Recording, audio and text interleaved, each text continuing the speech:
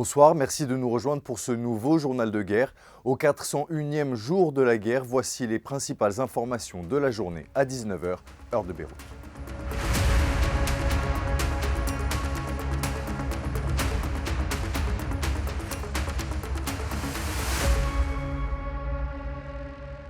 On commence par la situation au Liban où ce matin, l'aviation israélienne a mené une frappe sur la ville d'Almat dans le district de Jbeil dans le nord du pays. Cela après une intense activité aérienne au-dessus du Kesserwen. Ahmad Amhaz, un cadre du Hezbollah, est décédé des suites graves des blessures causées par cette frappe. Cette attaque a également causé des pertes civiles importantes. Le ministère de la Santé libanais a annoncé que 24 personnes étaient décédées et 8 autres blessées gravement, dont des membres de familles déplacées. Dans l'après-midi, des avions israéliens ont franchi le mur du son au-dessus de plusieurs régions, notamment Beyrouth, Jbeil, le Chouf et Saïda.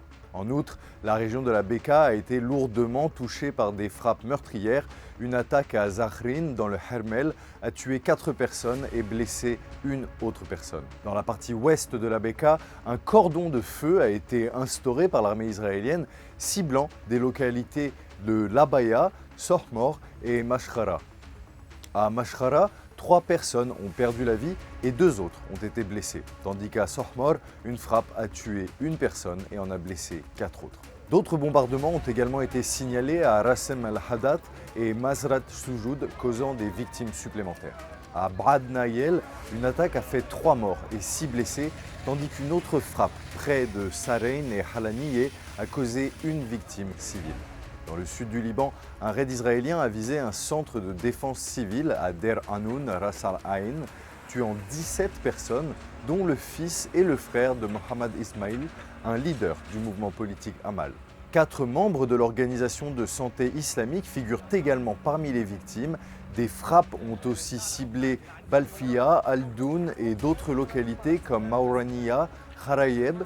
Une autre frappe sur le centre de santé de Al-Doun a été rapportée et 3 secouristes ont été blessés. Enfin, une frappe sur le centre de santé de Adloun a été rapportée et 3 secouristes ont été tués. De son côté, le Hezbollah a revendiqué des frappes contre le site de surveillance israélien Aftal sur le Golan et des attaques à la roquette contre des positions militaires israéliennes, notamment sur Khabarat al-Manara, Zarit, Avivim, Sha'ra et dans les hauteurs de Ka'ba près de Markaba. En ce qui concerne la Palestine, depuis l'aube, les frappes israéliennes ont tué au moins 49 Palestiniens à travers la bande de Gaza, selon des sources médicales. Dans le nord de l'enclave, les équipes de la défense civile rapportent que 13 enfants figurent parmi les 33 victimes d'une frappe qui a pulvérisé des bâtiments civils dans la matinée. Par ailleurs, l'UNRWA a alerté que la famine semble déjà en cours dans le nord de l'enclave, tandis qu'un médecin a signalé des cas alarmants de malnutrition chez les enfants comme chez les adultes.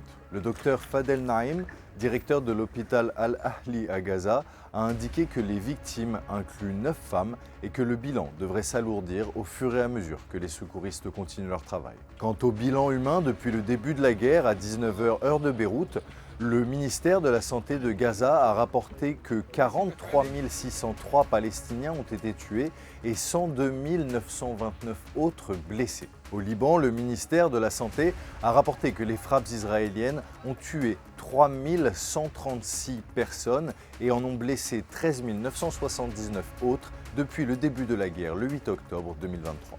Quant aux actualités de la région, notons qu'une frappe israélienne a ciblé dimanche un appartement au sud de Damas. Selon l'Observatoire syrien des droits de l'homme, Moussa Da'dou, un haut responsable du Hezbollah chargé des opérations du groupe sur le plateau du Golan, a été éliminé. Le bilan préliminaire de cette frappe fait état de 9 morts et de 20 blessés, dont des femmes et des enfants. L'Observatoire syrien des droits de l'homme rapporte que l'attaque a visé 2 positions habitées par des membres du Hezbollah, près de la municipalité de Saïda Zainab, où se trouve un sanctuaire chiite défendu par les groupes pro-iraniens. L'agence de presse syrienne Sana a de son côté évoqué, je cite, une agression israélienne visant un immeuble résidentiel, fin de la citation, sans fournir de détails supplémentaires. Par ailleurs, le bureau du Premier ministre israélien Benjamin Netanyahou a annoncé aujourd'hui qu'il avait tenu 3 discussions ces derniers jours avec Donald Trump, le nouveau président élu des États-Unis, en ce qui concerne notamment la menace iranienne et les opportunités de paix dans la région. Le Premier ministre israélien a aussi déclaré que les échanges visaient à resserrer l'alliance forte entre Israël et les États-Unis. Enfin, des dirigeants arabes et musulmans sont arrivés en Arabie Saoudite, à Riyad, pour un sommet prévu demain lundi qui se concentrera sur les guerres en cours au Liban et à Gaza et sur l'attitude à tenir par rapport à Israël.